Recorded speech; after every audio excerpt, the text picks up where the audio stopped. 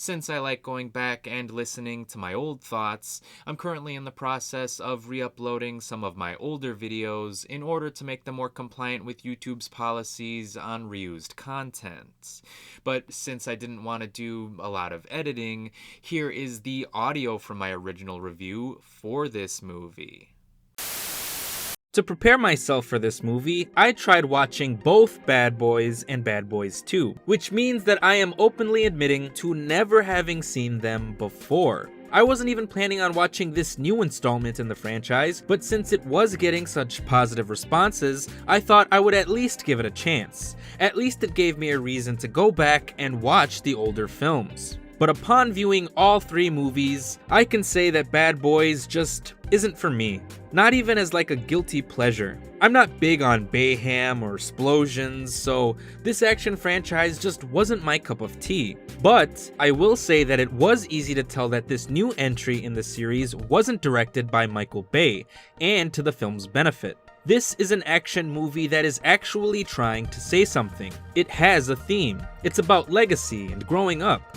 Those are some pretty surface level themes that never get fleshed out to their true potential, but at least they exist.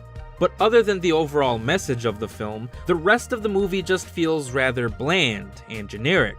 The action itself is meh, not particularly memorable, and the comedy isn't really clever or humorous. Plus, I have some issues with the film's structure. There's a weird fake-out twist that happens within the first 20 minutes or so of the movie, and like, we all know that this twist isn't going to be real, so it loses its dramatic impact. So I think this is a beat that should have been saved for the second act of the film.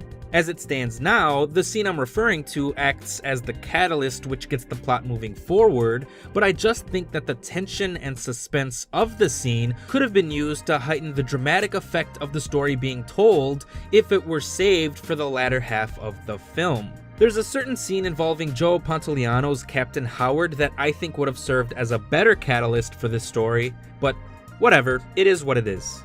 Oh, and speaking of story, I guess I kind of glossed over that. Mike Lowrey and Marcus Burnett team up with a newly created elite team of the Miami Police Department called AMMO to take down Armando Armas, the vicious leader of a Miami drug cartel.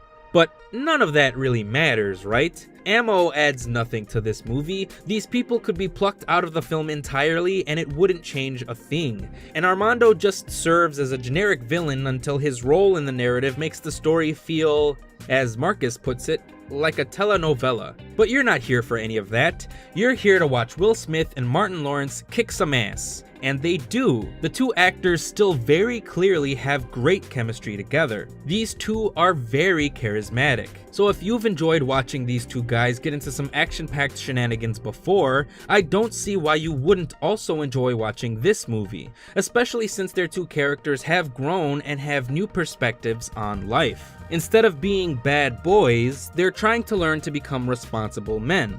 And that's interesting.